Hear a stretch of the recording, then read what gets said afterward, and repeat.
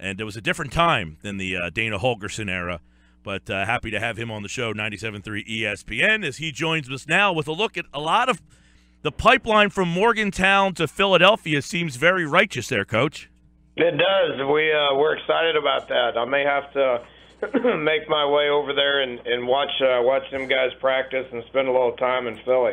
Yeah, man. I spent 6 years of my life down there. I'm a WVU grad, so I've enjoyed watching you and a lot of these guys. So every time I hear their name, I'm ultra excited. But I want to get your opinion. I want to start with the guy who's already here, Wendell Smallwood, because this, to me, was the biggest question after the draft was, what is his role in the NFL? How do the Eagles – I don't know – you don't know how the Eagles view him, but how do you view him in the NFL? Like, what would his best role be in the NFL? Because I feel like he's kind of like – I don't know if he got a vote of confidence or not in this draft. Well, first of all, can you explain why you were here 6 years? It shouldn't take 6 to get a degree from West Virginia, right? You've been to Morgantown. It's hard to get out of that place, man. It's a good time. There's no doubt. It's no doubt. Which I guess is why we get these guys coming back all the time. I reached out to all my former players and said, "Man, come bring me a jersey." And Wendell was the first one that came back. He's back here all the time, and brought me a jersey that I framed and hung up on the wall. And I've got a few more guys I'm going to be calling to bring some. I'm going to be loaded up with Eagles jerseys, right? Yeah, man. You're going to have, 1, 2, 3, and I think 4. I think the undrafted kid, I think Orlovsky might start. Yeah, he's a great player. He really is. He could have been a high draft pick. I tell you, Najee Goode's running around there too, so I had him my first year here, and he's been a heck of a player for the Eagles as well. So I think we're going to be up to about 5. But to answer your question, Wendell's he's a great player.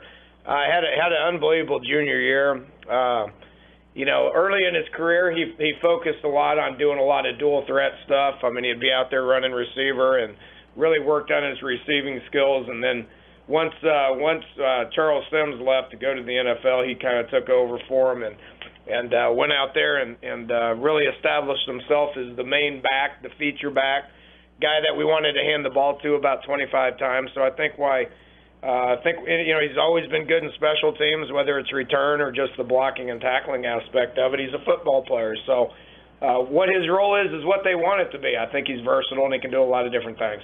Yeah, no doubt. I mean, he is a guy that I think that he didn't get a lot of opportunity last year. He only ran the ball 77 times, but the couple games where they gave him a shot, he seemed like he could handle it. And that was always the thing with you guys was he seemed like when you gave him the opportunities, he always kind of ran with it. I mean, he had some monster games when you fed him the ball. I mean, you could see him 1,500 yards, 7 yards a carry almost there as a junior. Yeah, the more we gave it to him, the more he was, the more comfortable he got. We're fortunate to have a couple of good backs. We had Rasul was in that backfield as well, who's with the Steelers right now. But it's I think.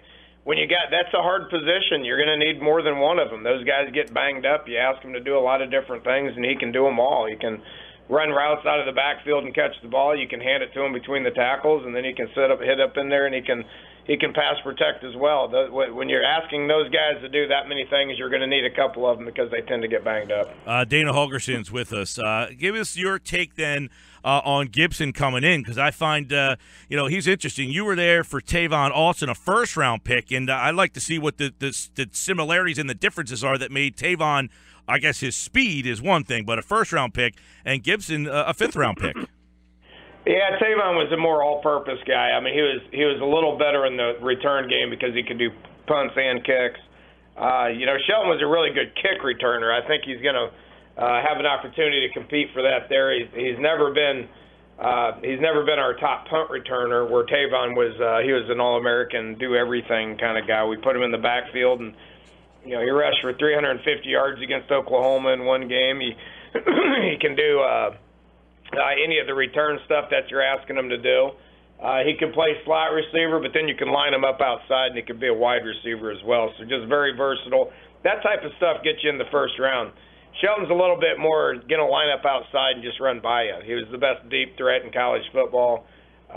He's still developing as a receiver, as an underneath guy, as a curl route guy. he's going to continue to get better and better. I think his best ball's ahead of him. Tavon was game ready day one. And he's a guy that on the Eagles, they drafted 2 receivers. Both of them are big play kind of guys. They sorely were lacking that last year. So you think he could come in maybe and contribute, maybe not be a full-time guy, but have some plays put in for him right away? Yeah, because he can do that right now. I mean, he can line up and get a release and run by. He tracks the ball better than anybody I've ever coached, to be honest with you, downfield. I mean, that thing can float up there for I know Wentz has got a big arm there in Philly, so that thing can float up there for 60 yards, and he can track that thing better than anybody I've seen and go get it. So the big play stuff's going to naturally happen. Every down stuff he's got to continue to work on. The other thing that impressed me when he first came here, when his first year, we had Kevin White and Mario Alford. Kevin was another first-round draft pick that we had. Mario was around a 5th. So he wasn't quite there yet as a freshman. So he was the guy that would run down on punt. He'd run down on kickoff. He's got great game speed. He's tough. He can tackle. He can be involved in special teams. I think you're going to see him out there just a whole bunch, whether it's doing a lot of different stuff or until he gets his feet underneath him to where he can be an every down receiver. Yeah, he's exciting to see, especially with Carson Wentz. Dana Holgorsen, West Virginia, is with us. Rasul Douglas, I know you're the mad scientist on the offensive side of the ball, but lining up with him on the other side at practice, I'm sure you got a great look to see what he brings. And third-round pick, I'm sure the Eagles, who are really lacking at that spot, are hoping that he steps right in. Do you see that for him? Yeah, I kind of feel like I'm becoming a defensive guy a little bit. He's our 4th DB that we've had drafted in the last 3 years. So, we're starting to get the defensive side where it needs to be, which is why we're creeping up there into the top 2 or 3 in the Big 12. But Rasul's first of all, he's just such a great kid, and he's overcame a lot, and he's got to a point to where it's worked out for him. He was only here for 2 weeks going into the first game his junior year, and ended up playing a little bit as a junior year just due to the fact he wasn't here very much. Had one off season and then just knocked it out of the park as a senior.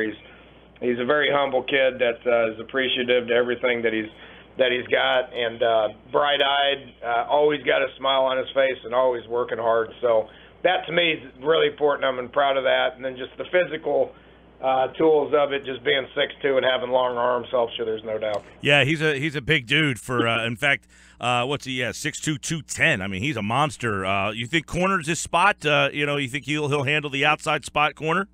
Yeah, I think so. Just because he's so long, he's got adequate speed. I mean, he's not going to be a 4.25 guy, but he's got adequate speed. But he does a great job on the line of scrimmage, getting his hands on people. And he's got even better closing speed. I mean, when that ball's in the air, he's got a really, really good ability of being able to make up some ground and get his hands on that ball and either pick it off or get it on the ground.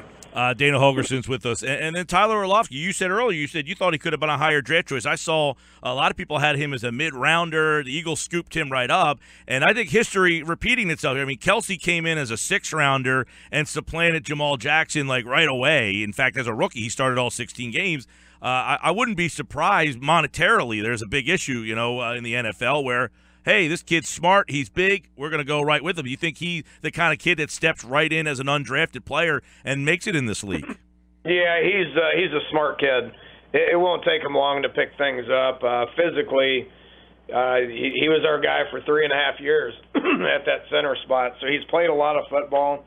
He's never been injured. He tends to stay healthy. He's an extremely smart guy. Just ask him; he'll tell you he's the smartest guy in the room. But he's played a lot of football and he understands the game. He's consistent and reliable. So if you got a center that's consistent and reliable and strong, again, and smart, you're going to have a chance to be able to play for a long time. And I think that's exactly what he's going to do. Yeah, he's a kid who really has anchored that line for a while there. For all these guys that are going pro, man, you've been pumping them out since you got there in, 2011 now? It's been that long? Yeah, going on my 7th year. So Seems almost as long as you were in college here. I've been here. So, hey, I was there the day Don Nealon retired. That's how long ago that was. I was in the room the day Don Nealon stepped down. It was caught everybody off guard. Yeah, that's a while ago. Don Nealon's a great guy, great coach. He's been good for me here. So yep. That's awesome. I tell you, the old Big East rivals with us and Virginia Tech's going to be fun. That's the first game out to shoot next year. Dane, I got that written down right here. September 3rd, FedEx Field, Virginia Tech. In fact, this morning I got an email from all the old alums. We're all trying to go down and meet up at that game. I love that game every year. BYU, you played down there. I mean, all of us Northeasterners, because that Big 12 is tough travel for us alum, but that game's great for everybody. Yeah, no, which is why we're getting Pitt back on the schedule for the backyard brawl. That's happened. We got Penn State coming on. We got, we're trying to get as many of the old regional rivalries as we can. And, just because the Big 12 is a little bit different travel. It doesn't affect us. It affects our fan base. We're getting an airplane. It's going to be a couple hours no matter what. But, yeah. But for the fans, it's good to get these things kicked back off. That game, September 3rd on Sunday night, NFL hadn't started yet.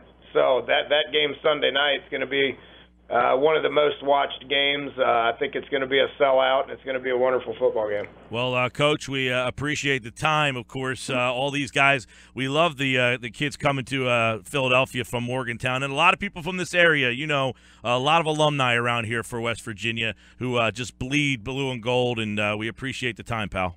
Hey, you got it. I appreciate you having me on.